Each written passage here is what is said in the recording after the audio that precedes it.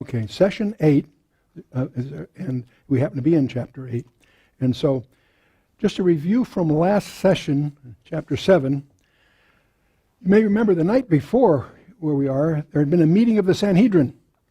And people were divided in their opinion as to whether or not Jesus was the Messiah. Some bought it, some didn't, and there was a big divisive movement there. And Nicodemus, who's on the Sanhedrin, defended him. It's a key point that we're going to get into here. And verse 50 and 51 of chapter 7 from last time, just to get an overlap here a little bit. Nicodemus saith unto them, he's the guy that came by night, being one of them, remember chapter 3. Doth our law judge any man before it hear him, and know what he doeth? So he's raising a very rational question. And so it's been a year and a half, if you will, since chapter 3 approximately. And chapter 3, he came to Jesus at midnight. And you can regard this little glimmer as maybe twilight, because it's clear that there's awakening going on here if it hasn't completely happened already. And by the time we get to chapter 19, we'll see that there's daylight in his soul. So we're almost going from midnight to twilight to daylight in terms of his apparent relationship with the Messiah. And so, be that as it may. Now, meanwhile, everyone else had gone home. Apparently no one invited him, and we don't have any record of that. But early in the morning, that's emphasized in the Greek transcript we're going to see, early in the morning he came back to Jerusalem, went back to the temple, and sat down to teach. And the Feast of Tabernacles, we talked about that last time, has just ended. But it is one of the 3 feasts that every able-bodied Jew was required to attend in Jerusalem. So it's holiday time. And it just, even though the 7-day thing had just ended, obviously there's a huge crowd, and Jesus is taking advantage of that by going to the temple very early to teach. And so Jesus went to the Mount of Olives, and early in the morning he came again into the temple, and all the people came to hear him, and he sat down and taught them. And so early in the morning, it's interesting that the Greek term there implies it was before sunrise. And and the scripture does tell us to begin each day, seek ye first the kingdom of God. Well, he's doing it very literally, obviously. And he sat down. That may sound strange to our custom, but you understand that was the formal posture for the teacher to take. The word in the Greek really means sitting. And it's the position of authority for a teacher of the law. And he did that at the well in Matthew 4, verses 6. He did it at the Sermon on the Mount. You'll be sensitive to that. That's a point of authority. And he will do it in the upper room. And we'll encounter John's account of that as we go forward here. And the scribes and the Pharisees brought unto him a woman taken in adultery. And she's apparently caught her in the act, which raises a number of questions. Where's the husband? Or where's the guy, I should say. So they brought a woman taken in adultery, and when they had set her in the midst, visualize the crowd, he's there to teach, and they bring this woman adultery, pop her right in the middle of all this. And they said to him, Master, this woman was taken in adultery in the very act. If I was there, I'd say, gee, she was able to do that all by herself? That's kind of a new thing. And so, put her in the midst. And by the way, this is the only place the scribes are even mentioned in this gospel. They were copiers of the law and so forth. So this is a setup, obviously, to put Jesus on the spot from several points of view. Not only is he going to enforce the Mosaic law, which means she should be stoned, he's also dealing with the issue of Rome because Rome had denied them capital punishment. So no matter which way it's a setup, they figure there's no way out of this one. They've got him trapped to be, if nothing else, unpopular. Either he won't enforce the law, which is improper, or if he enforces the law, he's got problems with Rome, etc. See? So, and the question we sort of ask ourselves as we're watching all this, where's the husband? And he apparently wasn't at the temple there. And why wasn't this taken to the Jewish officials first? No, it's the officials bringing it to him, so to speak. And so, the adulteress. This is the first 11 verses of this chapter. And it has some complications I'll get to in a minute, but this is what we would call, in our legal system, entrapment. And to present Jesus in a no-win situation. And this situation would seem to follow the miscarriage of last session's plans. Remember, they had the officers sent out and they hadn't come back, and making excuses, and that attempt failed. And so the snare here, this is the Feast of Tabernacles, the Feast of Booths. It's a crowded holiday season is the point. And in the Feast of Booths, they camped in these makeshift booths that are designed to, they do what we would consider camping. They had to, for that week, live in this, not in their permanent place, in these temporary dwellings, to remind them of the wilderness wanderings. Well, that kind of celebration just leads itself to all kinds of misbehavior. And so it was a time you can imagine this kind of thing might be, if it's going to happen, it's going to be very prevalent. So they got, this is a setup, obviously. We don't know. It wouldn't surprise me if we found out that the man involved was set up to catch her for this. You follow what I'm saying? So, okay. So this is a camp atmosphere, and temptation was everywhere. And it takes two to tango, as we say in the States. I don't know what equivalent terms you have here in New Zealand, but both should have been stoned, in concept here at least. And so it takes two to tango, as we would say. Verse 5, now Moses in the law, this is what they're instructing him, they're calling his attention to. Now Moses in the law commanded us that such should be stoned. But what sayest thou? Now this is what's called in theater the plot.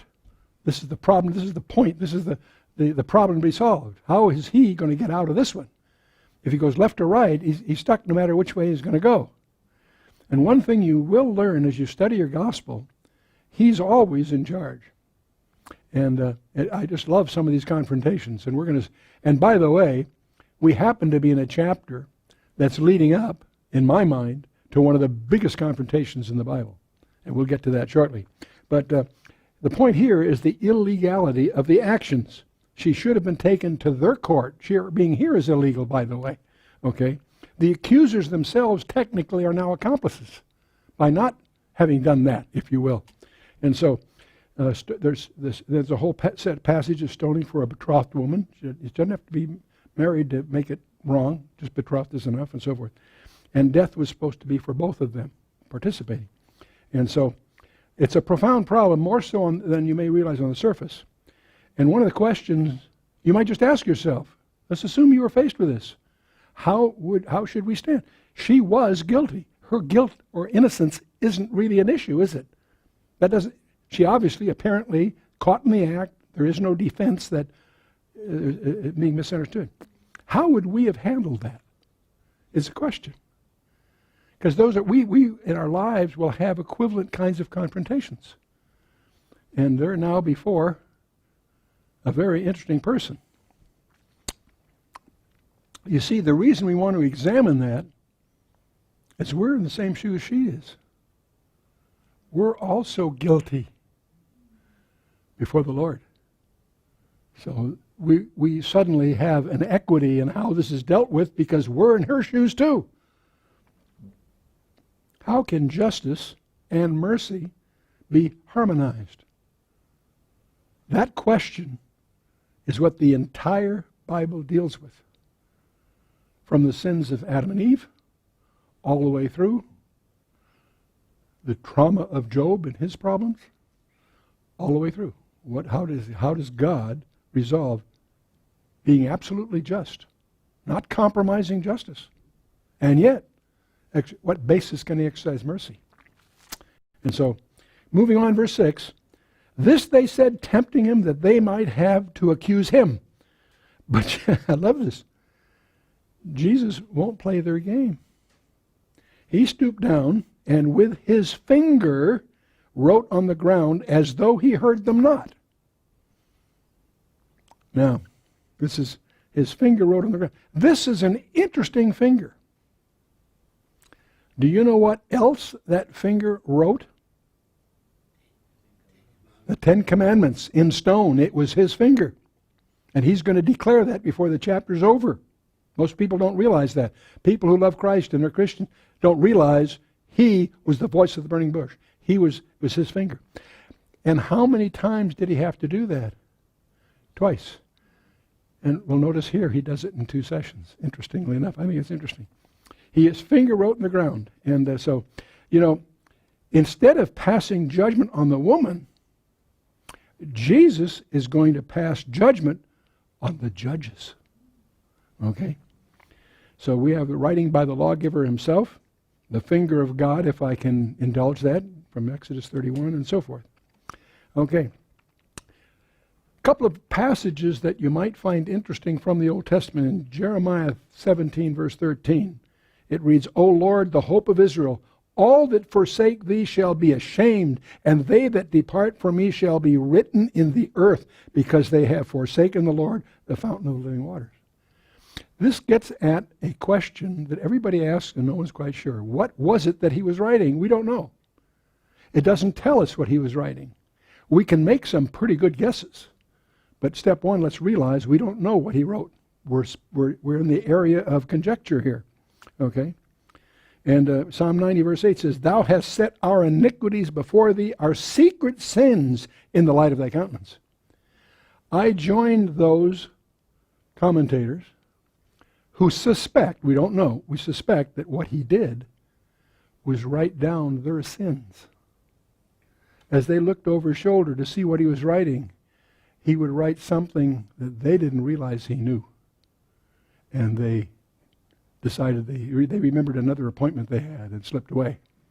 And one by one, I suspect, he said something that was convicting. In fact, we know that from the text, as you'll see, that convicted them to drop their stone and get out of there. And so secret sin on the earth is open scandal in heaven, of course. Now, verse 7, so when they continued asking him, he lifted up himself and said unto them, He that's without sin among you, let him cast the first stone at her. And again he stooped down and wrote on the ground. And I think it's fascinating. It was in sort of two groups here, but in any case, so he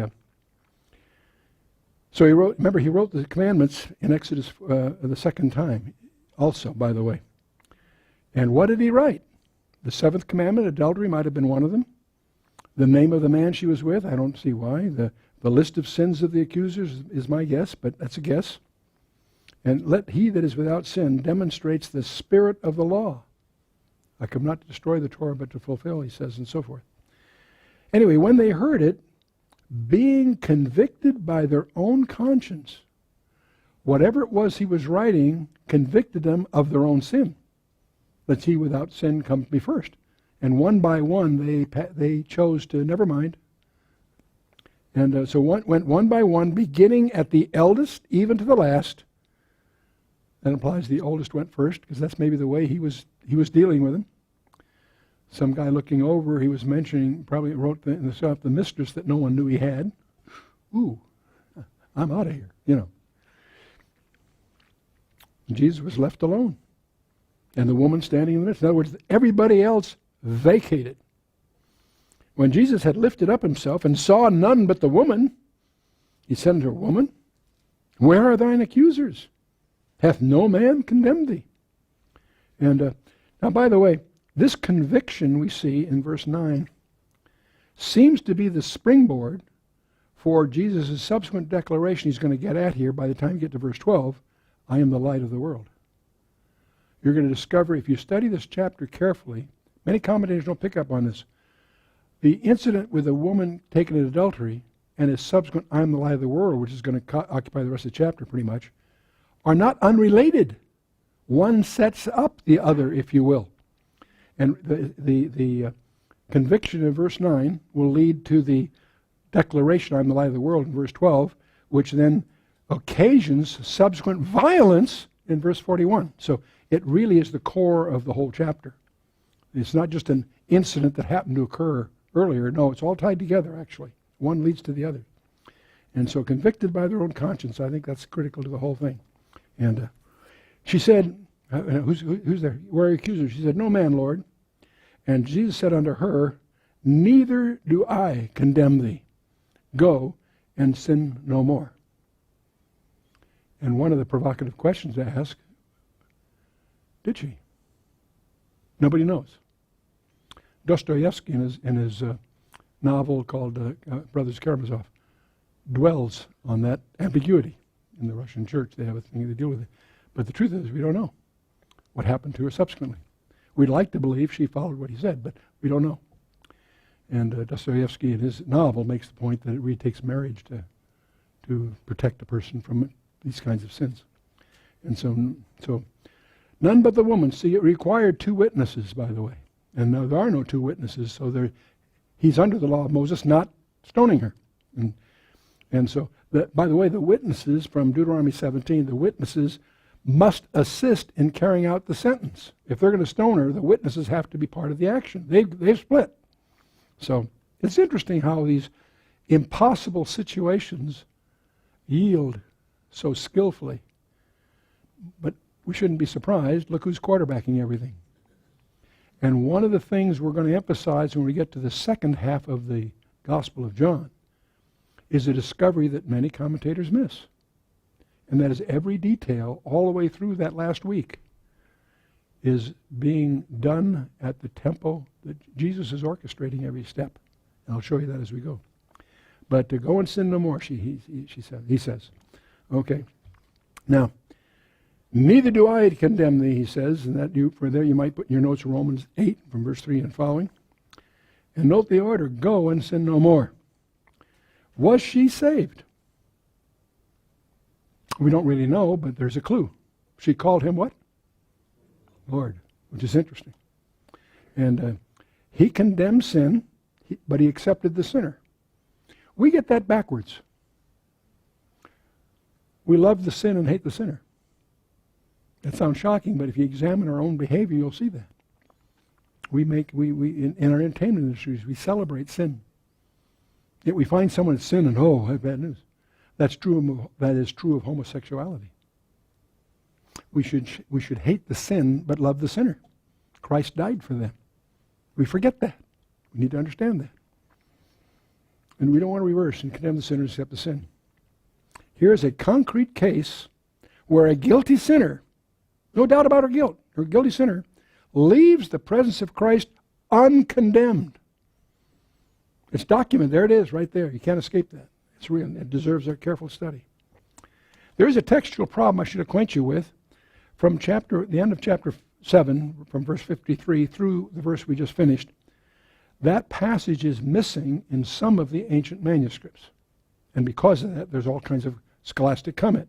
It was omitted in the New English Bible, and it was disclaimed in the NIV. But there's a number of scholars, and I side with them, that believe it's legitimate nevertheless. There are continuity problems in the text if you take that out. It's missing in some of the manuscripts, okay. And there's a reason we'll see in a minute, I've forgotten who, that it was removed because some people thought it might encourage immorality. Some early church guys did. So, you would have continuity problems here. Then spake them, who to when? It raises more questions.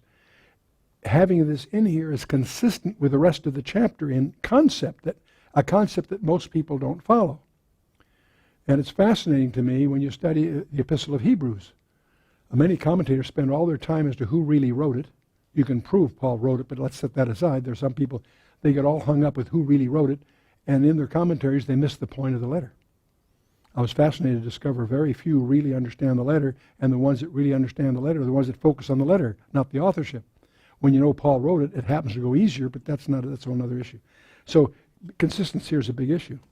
And so it's Augustine that highlights the speculation that some people, because that weakened faith, are afraid this might encourage immorality. But this whole thing is consistent with the design of the gospel.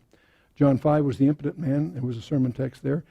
John 6 was the manna thing, bread of life thing. John 7 was the water from the rock under tabernacles, the living water. And John 8 will be the pillar of fire, light of the world forthcoming. And it fits that too. And so it sets the whole stage for that. It's cited in the 3rd century document as biblical grounds for accepting penitents who had been is documented in the 3rd century. So it's the idea that it doesn't mean it was added, it was deleted is the point, what we know from that.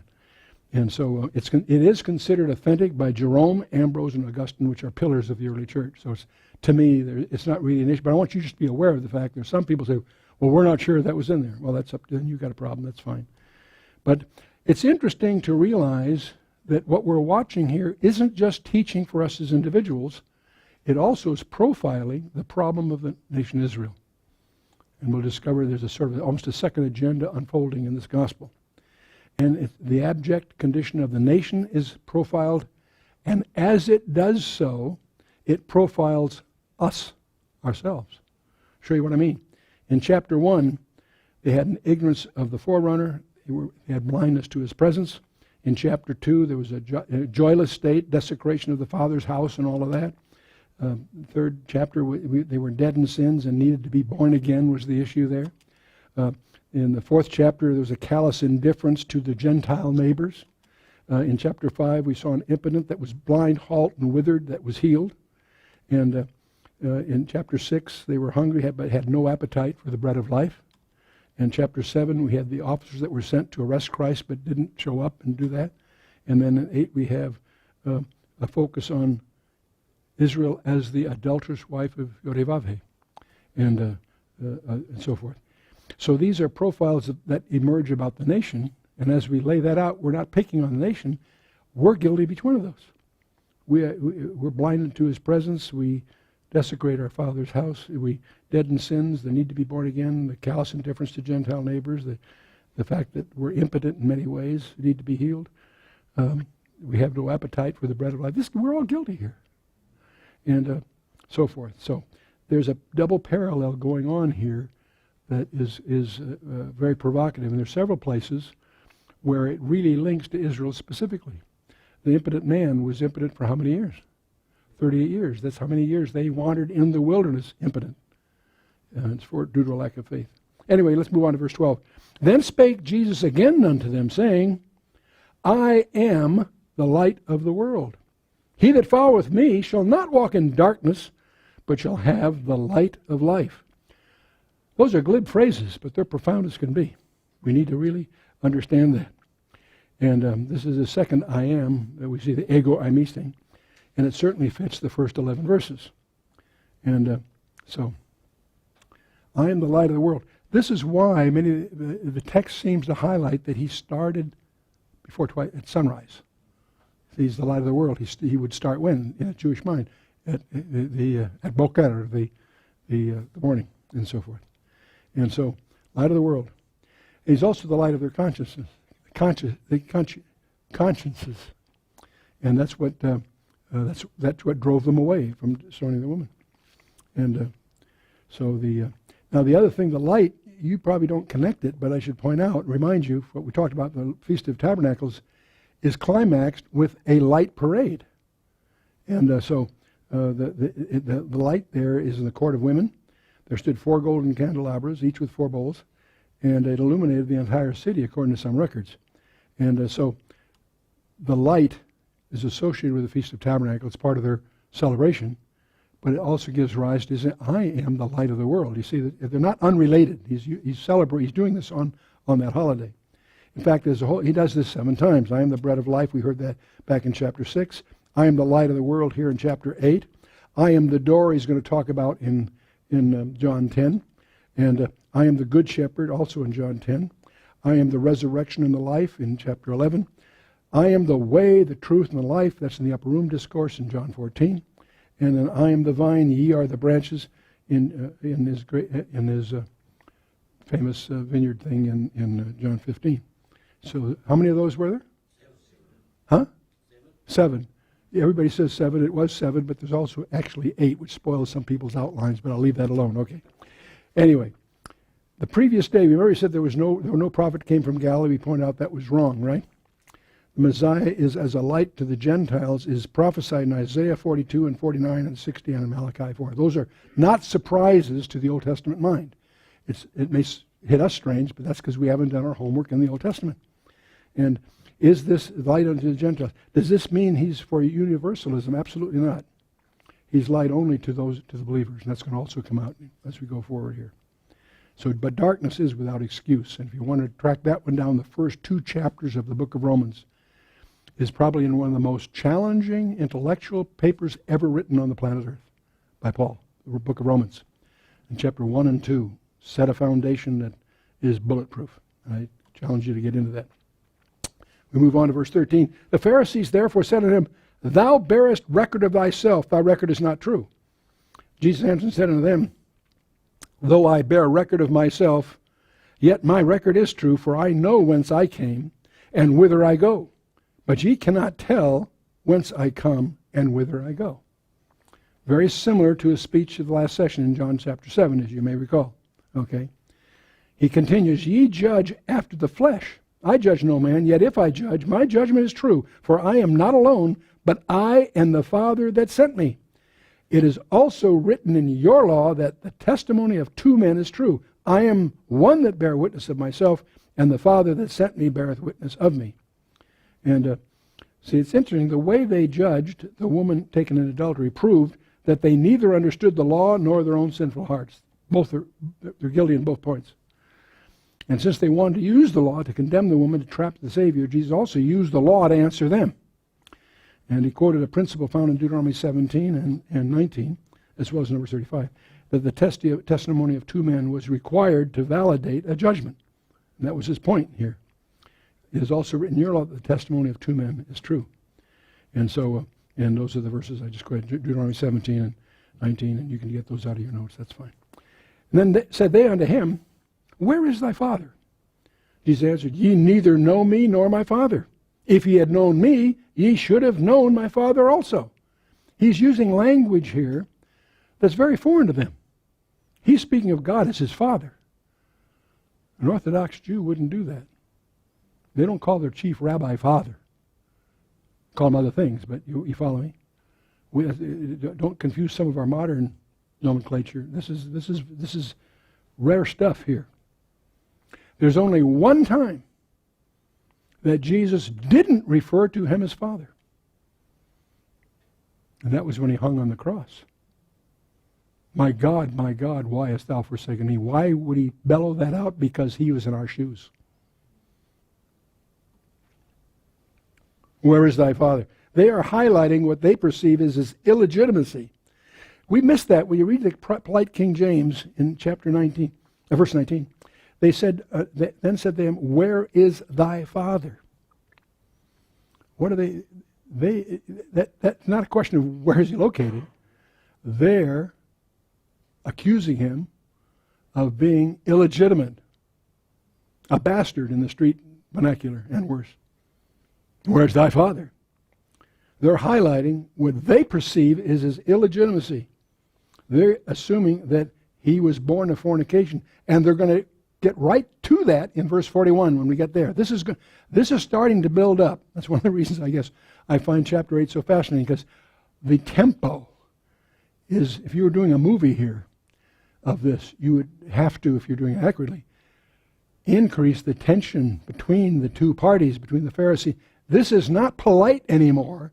It is getting increasingly vituperative. Okay.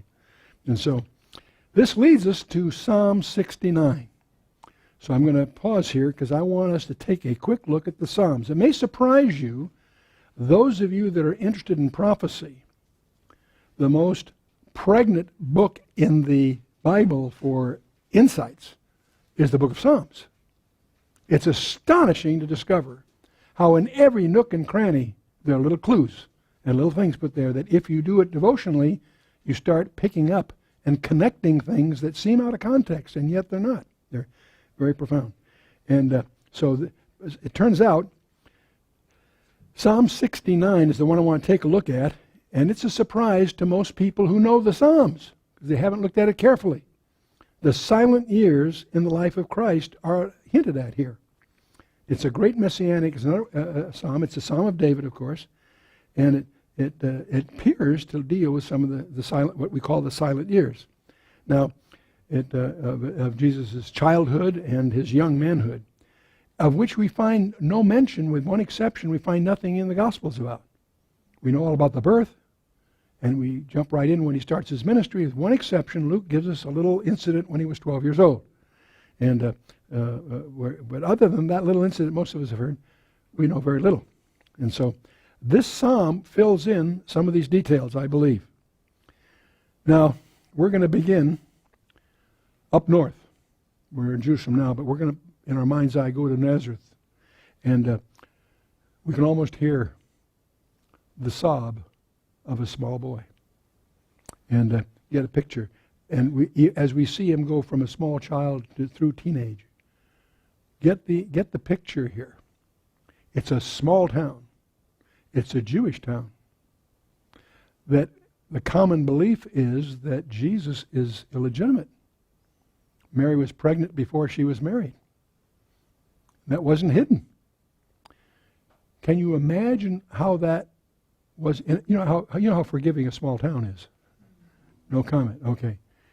You also understand how unforgiving kids are. Can you imagine the kids coming home from school, so to speak? Well, nobody knows who Jesus' daddy is. See, they all had a common mother and a common father. But the one, we're not sure who his father is. Can you imagine how vicious, how gossipy, can you imagine a kid growing up in that environment? These are dark. We all know about the dark hours on the cross.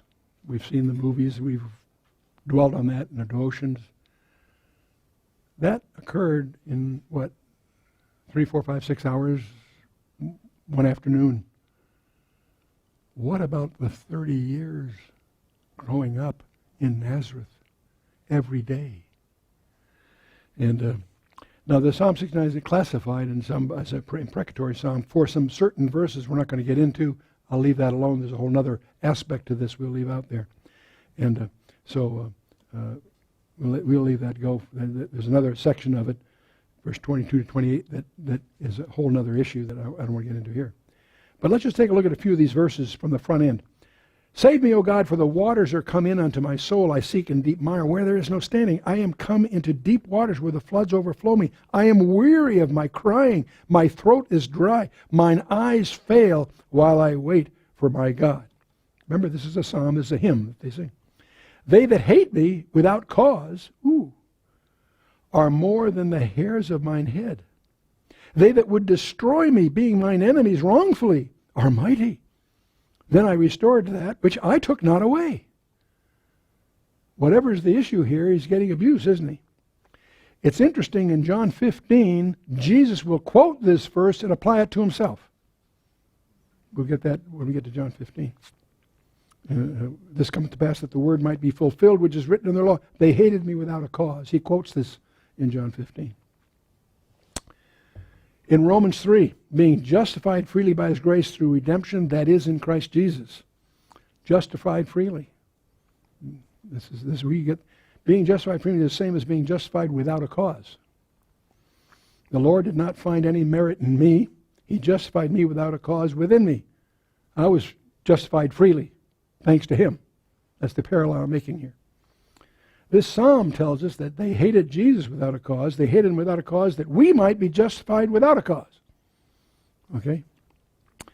But continue verse 5. O God, thou knowest my foolishness, and my sins are not hid from thee. And this is the same thing that he is praying about in Gethsemane, but that's a whole other issue. And so how can you apply this to the Lord? Well, he was holy, harmless, undefiled, and separate from sinners. But in the last few hours on the cross, 2 Chronicles 5:21 tells us he became sin for us.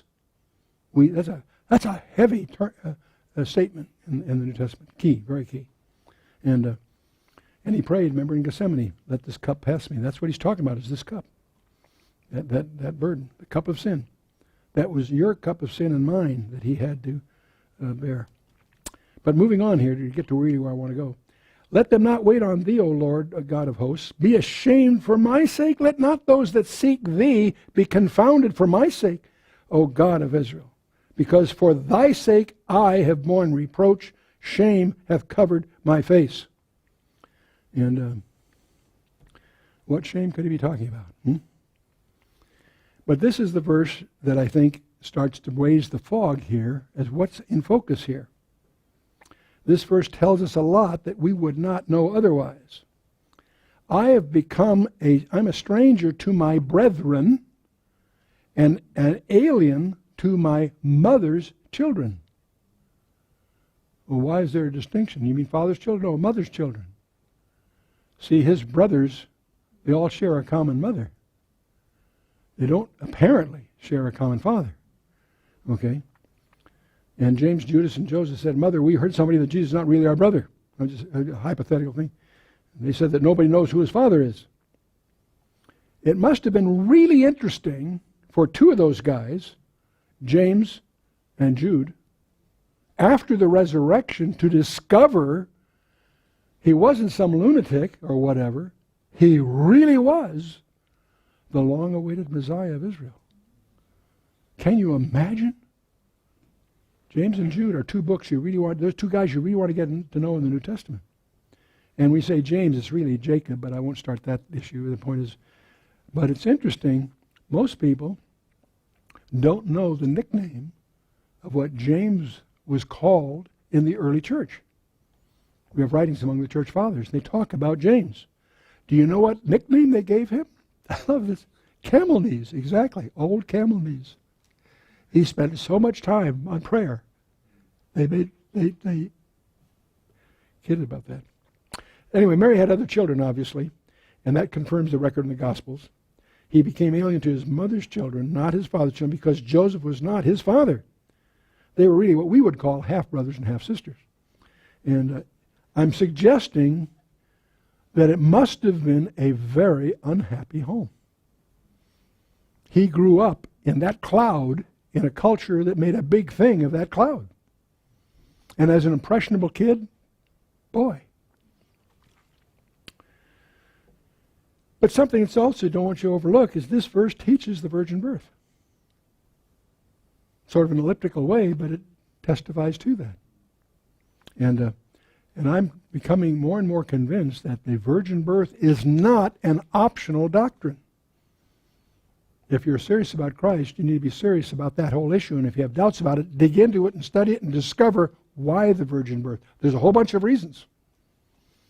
And in Matthew 20, this is not the carpenter's son, and is not his mother called Mary, and his brethren, James, Joseph, Simon. See, they're named in the Gospels. He had 4 brothers. We know he had at least 2 sisters. We don't know their names. Is not this the carpenter, the son of Mary, the brother of James, Joseph, and Judas, and Simon? Are not his sisters, plural, with us? We don't know their names. We know there's more than one. Were there 2 or 17? We have no idea. But there were other kids. They obviously had other children. Mary and Joseph did, after the virgin birth. And in Psalm 69:9, the zeal of thine house hath eaten me up, and the reproaches of them that reproach thee are fallen upon me. And this is a verse which the Lord quoted in reference to the temple. Okay? And we got that in John chapter 2, you may recall, that he quotes there that whole episode on the temple, the oxen and so forth, and he scourged them, drove them out. Take these things, make not my Father's house a house of merchandise. And then he quotes, in John 2:17, he quotes, his disciples remembered that it was written, the zeal of thine house hath eaten me up. So the disciples connected the events of the cleansing of the temple with Psalm 69. Okay. And here it goes. And when I wept and chastened my soul with fasting, that was to my reproach. When he did something spiritually appropriate, they criticized him for it. Put it in our vernacular. I made sackcloth also my garment, and I became a proverb unto them. So when he's devotional, they make fun of him. When they're inverting whatever he's doing. See, I wept and chastened my soul with fasting, and that was to my reproach. I made sackcloth my garment, and I became a proverb to them. And so, whenever he'd fast or weep or whatever, the brothers would make fun of him. They'd ridicule for him. They would assume, presumably, they're just putting on an act of some kind. And so, I became a proverb to him. What proverb was being circulated about him? That he was illegitimate. He was a bastard. And that was the term that we'd use today in our thing. And we're going to see this confrontation come to a crisis. That's why I'm spending my time on this. Because by the time we get verse 41, the Pharisees are going to say to the crowd, we were not born of fornication. So this lurking issue isn't just for those 30 years in Nazareth. It's coming to a boil right here in the temple. Okay.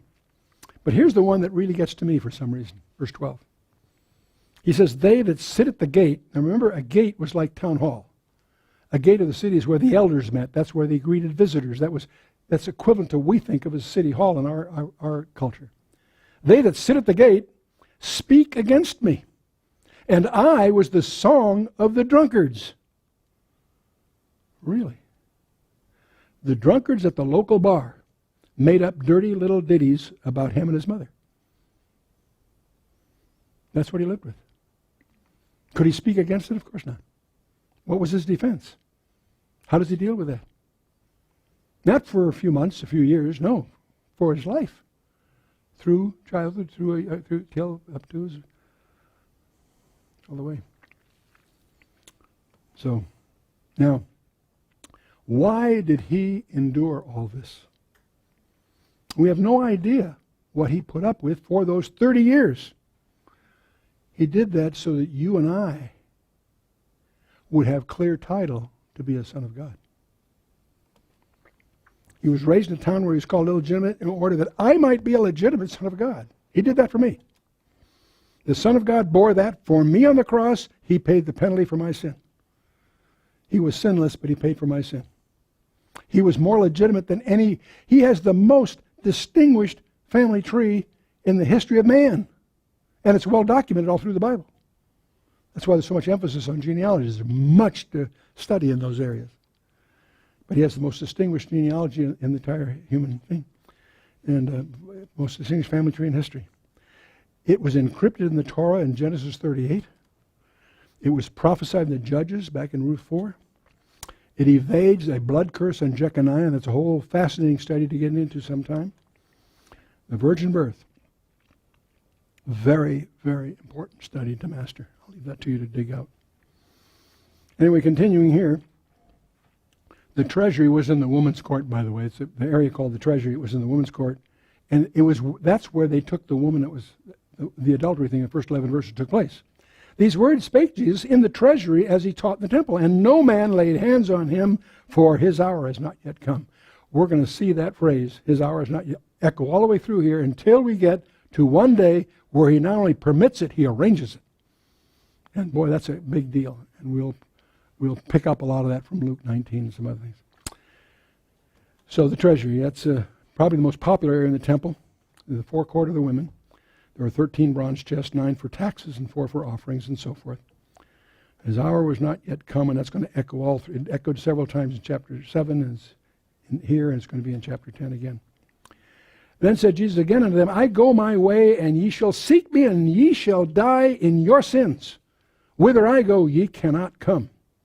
Then said the Jews, will he kill himself? Because he saith, whither I go, he cannot come. It sounds to them like he's kind of contemplating suicide, and suicide was in their mind certain damnation. That was their presumption. When he says, ye shall seek me and not find me, with so forth. That's an echo. It's going to continue here. And so, ye shall die in your sins. That term is here. It is plural. To die in this state implies eternal separation from God. No atonement made for unbelievers. And he said unto them, ye are from beneath, I am from above.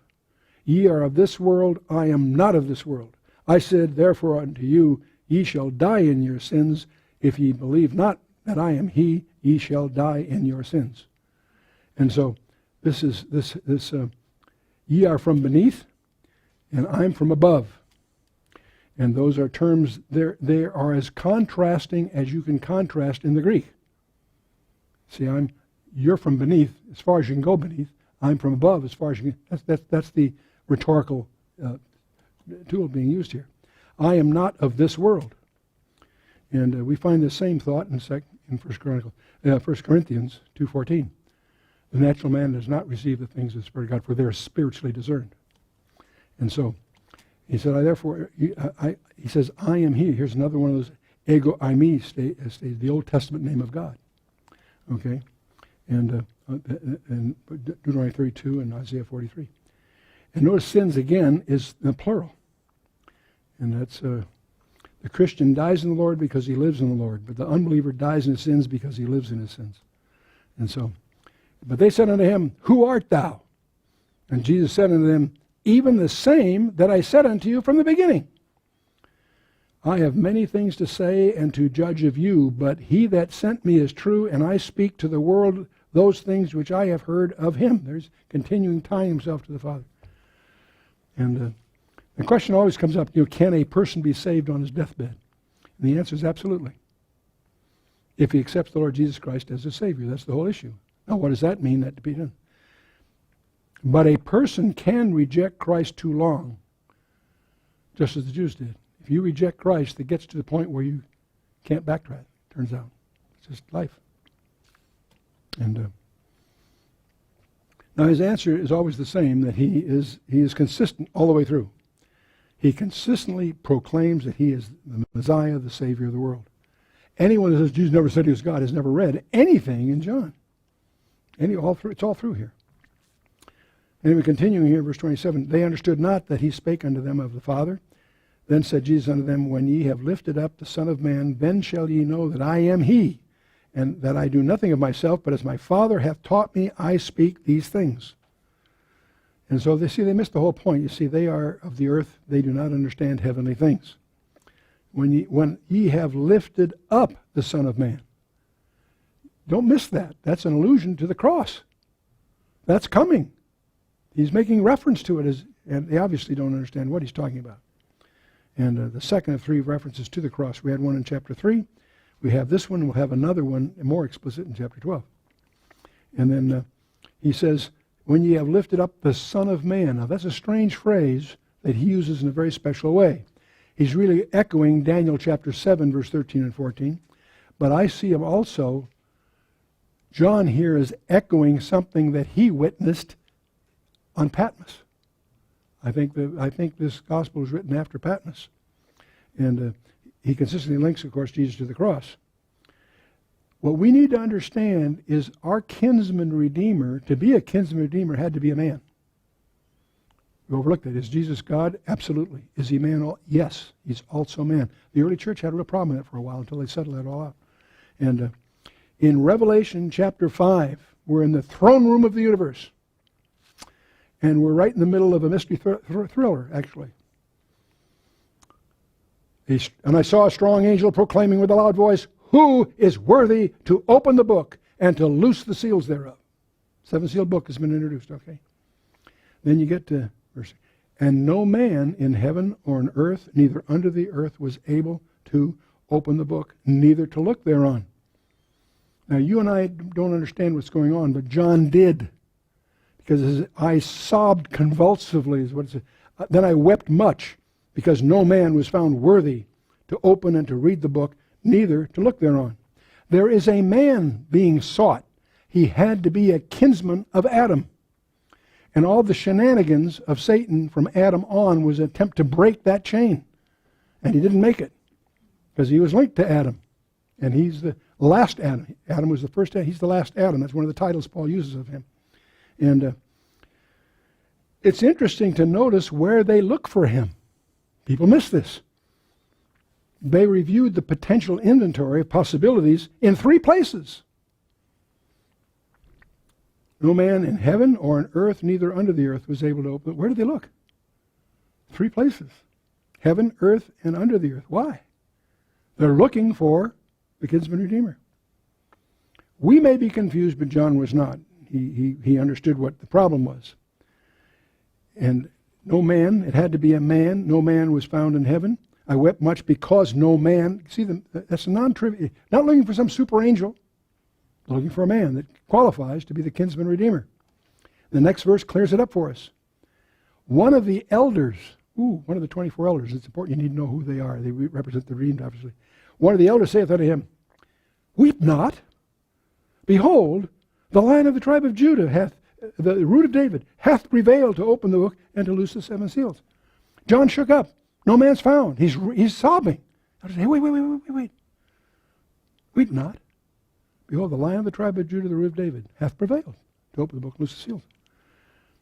And he turns, I beheld, and lo, in the midst of the throne and of the 4 beasts and the midst of the elders, stood a lamb as it had been slain. Wow. Having 7 heads, 7 horns, and 7 eyes, which are the 7 spirits of God sent forth all the earth. So the point is, who is this person? Jesus, absolutely. Absolutely. Some of those idioms may be strange with you if you haven't been through chapter 1 of Revelation, but that's another issue. The Lion of the tribe of Judah, the root of David, that's clearly our Messiah. But he's showing here not as a lion, but as a lamb. Okay? He's a lamb in his first coming. He's a lion in the second coming. Okay. And he that sent me is with me. The Father hath not left me alone, for I do always those things that please him. Can you imagine having a day like that? Have you ever finished a day without looking back on it and wishing that you had done some things a little differently? He never had one of those days. He never had one of those days. Our Lord never finished a day with a regret. I think that's kind of impressive. And his statement is he consistently claims to be the Savior of the world, and so on. And as he spake these words, many believed on him. Then said Jesus to those Jews which believed on him, if ye continue in my word, then are ye my disciples indeed. That's not everybody. It's those that believed on him. That's a critical question. If ye continue in my word, then are ye my disciples indeed. And ye shall know the truth, and the truth shall make you free. There's a verse. It's probably the most misapplied verse in the Bible. There are buildings all over the landscape that have that emblazoned on a cornerstone or over the mantle or whatever. You shall know the truth, and the truth shall make you free. That's not what he said. That's only part of what he said, and we need to understand that. And dealing with people who believed on him and believed on him, not just believed him. Believing him isn't the issue. Believing on him is a big different thing. The devils also believe and tremble, we understand. What is truth? Note the order. If you continue in my word, you shall know the truth. The truth. Those are the three steps. Now, this phrase is misquoted on more public and private buildings than anything I can think of. You shall know the truth, and the truth will make you free. No, that's dropping the condition up front. The whole point is missed if you leave out the first part. If ye continue in my word, you shall know the truth, and the truth will make you free. Totally different. People, there's a lot of one-verse theology in our churches anyway. But this is something the secular world has picked up, and the United Nations, wherever, misapply that. And I love the definition of truth. What is truth? Probably asked that question. My wife, in her research, going over several decades of certain word studies, she came up with, highlighted to me, my favorite definition of truth. The truth is when the word and the deed become one. When his word and the deed. Predicting the Redeemer in Genesis 3 that the Lord did, fantastic. But when he appears, he can say, I am the truth, because the word and the deed has been manifest. So that's pretty exciting. Anyway, the answer to him says, we are Abram's seed, and we're never in bondage to any man. How sayest thou, we shall be made free? These guys are so misinformed, it's pathetic. Such arrogance, we were never in bondage. The nation was born in bondage. They went down as a family into Egypt. They came out as a nation in what's called the Exodus from Egypt. They were in bondage in Egypt. It didn't finish there. You go through the Judges, Babylon, the Assyrian Empire, the Seleucids. In fact, right now, when they're saying this, they were under Rome's heel, screaming about it. We were never in bondage. Man, talk about being out of touch. There are other forms of bondage, though, that are even worse than those. Freedom of drugs, alcohol, sex, materialism, power. Those are bondages. No more binding than the politics. Fill in the blank on any appetite, and you'll find no freedom, only bondage. In fact, it just increases the appetite. That's how it becomes bondage. And so, the bondage of the natural man is worse than you and I can imagine. Destitute of righteousness, we find, and goodness. These are all from the Scripture. Destitute of wisdom, full of vanity. This is the natural man. Destitute of strength and power, unable to do good, destitute of freedom, state of bondage right on through. When I was a teenager starting to learn the Bible, I had a tough time with this idea, the whole idea of the depravity of man. And I learned it because it said so. But as I grew older and got into the world, I saw more and more it confirmed very much so. The more experience you have wherever, whether it's in politics or business or anything, the more you see this is just true as can be. State of bondage. Under the dominion of sin. These are all, you can dig the verses out from the notes. Under Satan's dominion. That's the key to it all. People say, you're a conspiracy theorist. Absolutely. If you realize who the master conspirator really is. It's not some, guy in a smoke-filled room with a bunch of financiers. No, it's Satan. He's the ultimate, he's the prince of the power of the air. Getting to verse 34, he answered them and said, Verily, verily, I say unto thee, very, very, I say unto you, whosoever committeth sin is the servant of sin. And by the way, that's in the present tense, which means it's continuing. It's not over with. Present tense is it's continuing. If you continue in a life of sin, you are a servant of sin. A servant abideth not in the house forever, but a son abideth forever. If the Son therefore shall make you free, ye shall be free indeed. He's making an allusion here that is very clear. If you have servants, servants go home at night. The son doesn't. He's part of the family. So that's really the flavor that he's using here. Doulos is the term for slave. That's a slave in theory could be expelled from the house at any time. A son was free to come and go. And Paul used this analogy, slave and the son of God, in Romans 6, 7, and 8 in his epistle. He dwells on this idea. A servant abideth not in the house forever, but a son abideth forever. And anyway, we'll move on here. Be free indeed. Free from what? Okay. From the condemnation of sin, the penalty of the law, and the wrath of God, for starters. That's a big bunch right there. From the power of Satan, that's a big one right there. And from the bondage of sin itself, and from the authority of man, free to serve God. You need to understand that. And there we are. That's being free indeed. Continuing verse 37, I know that ye are Abraham's seed, but ye seek to kill me, because my word hath no place in you. I speak that which I have seen with my father, and ye do that which ye have seen with your father. Ooh, now see, they've had their crack at him. He's about to explain their fatherhood. They're talking about his fatherhood? Okay, let me tell you about yours, guys. And see, their ethnic heritage was a hindrance to their understanding, and so is ours. We need to understand that too. Seed of Abraham, yes, but being the seed of Abraham doesn't make them Abraham's children, not in the spirit, not in the way he's speaking here. Paul does the same thing in Romans 4 and 9 when he gets into those things. Jesus himself uses that distinction. You can be a seed of Abraham, but not Abraham's children. See? He speaks of heaven and paradise as Abraham's bosom. Not all seed of Abraham end up there, obviously. And so the answer said to him, Abraham is our father. And Jesus said to them, if ye were Abraham's children, ye would do the works of Abraham. But now ye seek to kill me, a man that hath told you the truth, which I have heard of God. This did not Abraham. And we're echoing here the like father, like son kind of thing. They claim to be of Abraham, not really. And ye do the deeds of your father.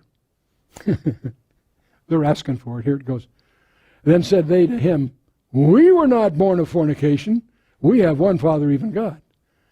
See, in the King James Bible, you don't get the needle that they're putting in there. They're calling him a bastard, really.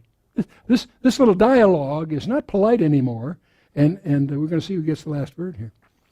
And so we want to be careful, by the way. It's very popular in philosophy to talk about the brotherhood of man. This is a denial of that. The brotherhood of man is a deceit of Satan. Jesus makes it quite clear that there's two kinds of people, those that are saved and those that are not. And their ethnic roots isn't the answer to that. Chuck Green said, when did you become a Christian? I got a new line I'm using now. I like it. I was born a Christian. Isn't that pretty cool?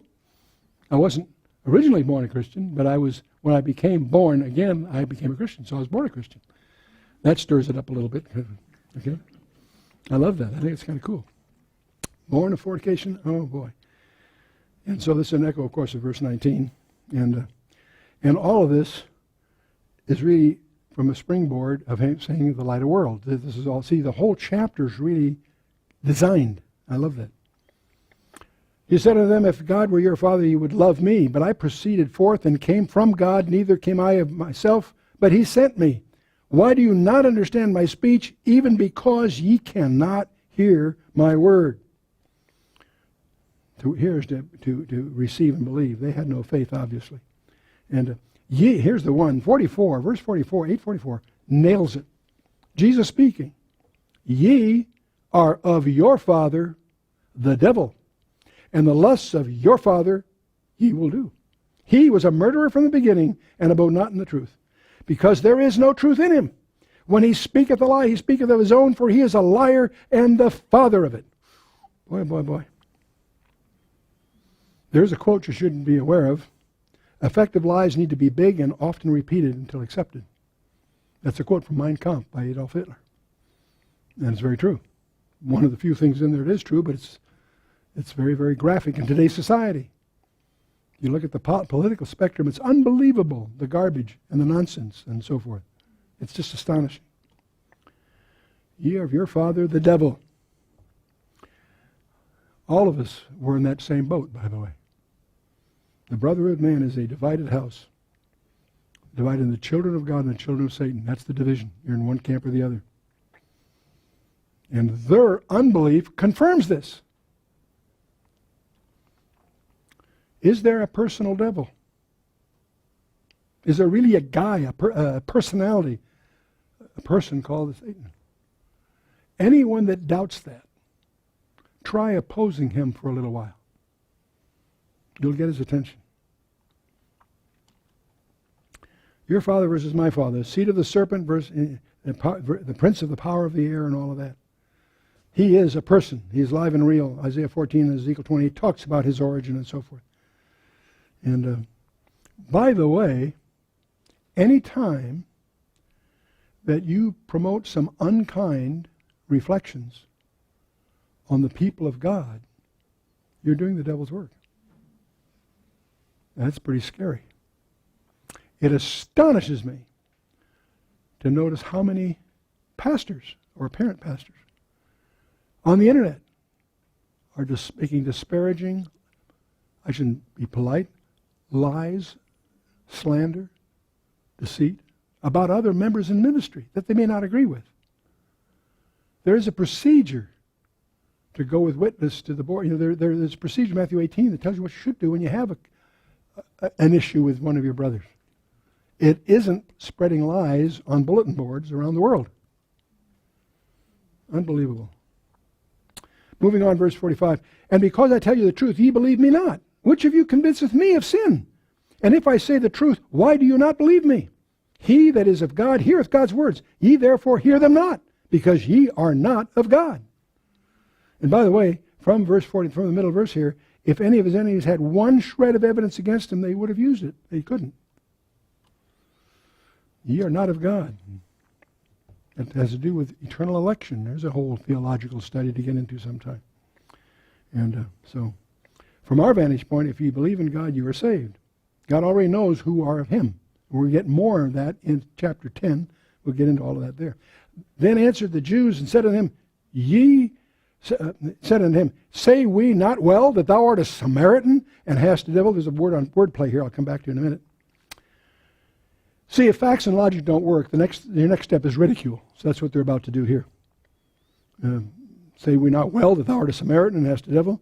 Jesus said, I have not a devil, but I honor my Father, and you do dishonor me. I seek not mine own glory. There is one that seeketh and judgeth. And so thou art a Samaritan. The concept of the word Samaritan and the word demon-possessed are the same word in Aramaic. And he using that name for Shomoroni is an Arabic title for the devil. So they're exploiting a pun here in a sense. Okay. Verily, verily, Jesus speaking. Verily, verily, I say unto you, if a man keep my saying, he shall never see death. Wow, boy, you see how to limb that one. Then said the Jews unto him, now we know that thou hast the devil. Abraham is dead, and the prophets, and thou sayest, if a man keep my saying, he shall never taste of death. Art thou a greater than our father Abraham, which is dead? And the prophets are dead. Whom makest thou thyself? You can understand the secular viewpoint coming out here. He's talking about greater than Abraham. The Samaritan woman said greater than Jacob. Remember, there's a little different thing going on there in Samaria. And back then. Jesus answered, if I honor myself, my honor is nothing. If it is my Father that honoreth me, of whom ye say that he is your God. Yet ye have not known him, but I know him. And if I should say I know him not, I should be a liar like unto you. But I know him and keep his saying. So this has gone beyond politeness here, hasn't it? They're going at it. Your father Abraham rejoiced to see my day. Ooh. And he saw it and was glad. Boy, that's got to be confusing them. What's that all about? Then said the Jews unto him, thou art not yet 50 years old, and thou hast seen Abraham? And so 50 was the age of retirement for a Levite, by the way. That's not important. He saw it. The question is when, okay? He saw it in paradise, obviously. In Luke 16, we find that out. Between the cross and the resurrection, and some spurious things record that. It may not be authoritative. They use aorist verbs, by the way, in the list I'm going to give you, which means at a specific point in time, not in some generality. It's aorist, it's a specific point in time. By faith in Genesis 12, verse 3. Prophetic view of all history in Genesis 15. And promise of Isaac. This is Abraham seeing Jesus, in other words. Genesis 17. The theophany of Genesis 18. In Genesis 22, we have, of course, the Akedah, the offering of Isaac. And Abraham knew he was acting out prophecy. That's why he named the place in the mount of the Lord it shall be seen. Many people don't pick up on. Genesis 22 itself is an incredible story to spend some time on. And, of course, by faith all through the Scripture. Okay. Jesus said to them, verily, verily, I say unto you, get this one, this is the grand finale here. Verily, verily, I say unto you, before Abraham was, I am. The Yach Asher Yach phrase that came out of course, the I am statement, if you will, from Exodus 3. Before him, ego eimi in the Greek.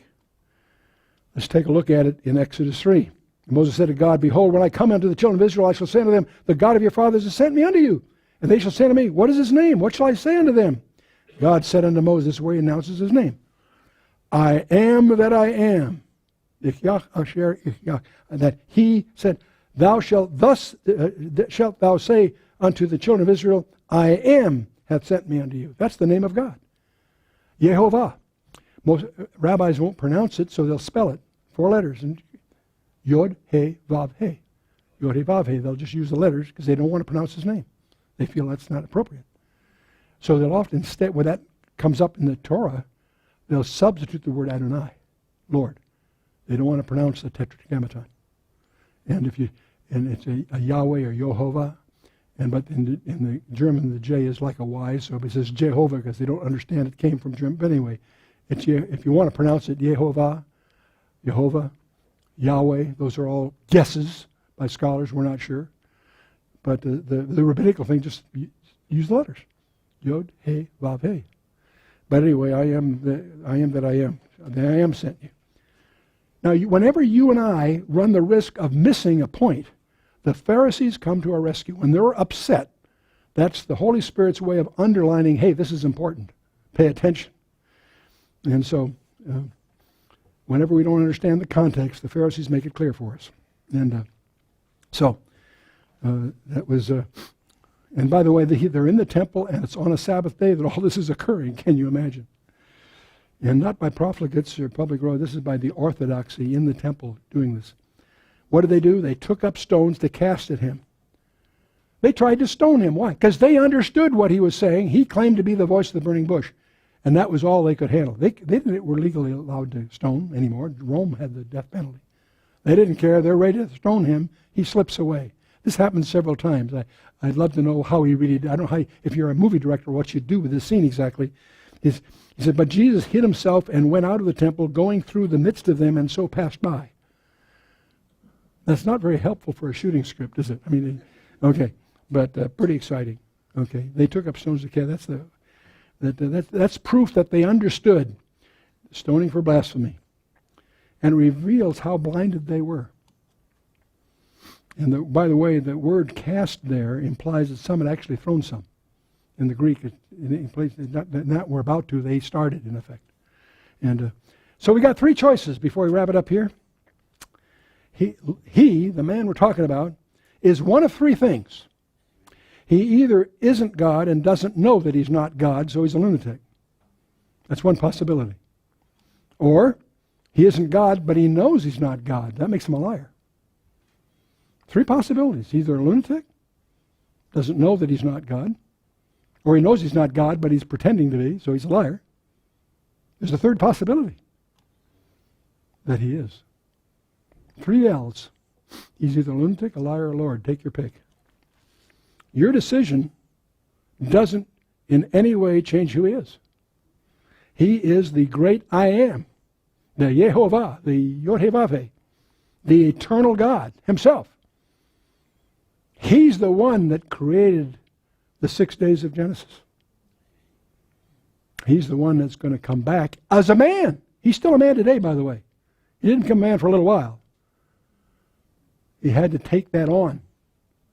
There's an anecdote, I'll save that for another time because we're running a lot here. Your decision that you're going to make is either to accept or deny that. You're in this, in one path or the other. And so whose child are you? That's a question you need to work out for yourself. And so chapter 8 began with the Jews attempting to stone a sinful woman and to catch Jesus in a trap. This chapter ended where they tried to stone a sinless Messiah because they were caught in their own trap. So with that, for the next session, I'd like you to prepare by studying John chapter 9. It's about a blind man that's healed. But it's not just another miracle. What I want you to do is study before the next time. Just read chapter 9. And when you do, I want you to find yourself described in this chapter and the implications of that. That's a perspective of that chapter that may seem strange to you now. Go through and read it once, and then go back and read it and try to figure out what are the implications for you of this guy that was blind and was healed. Born blind and healed. What's going on here? What are the parallels? What's the lesson? Why is the Holy Spirit going to have you read that chapter? That's the question of the day. And with that, let's bow our hearts for a word of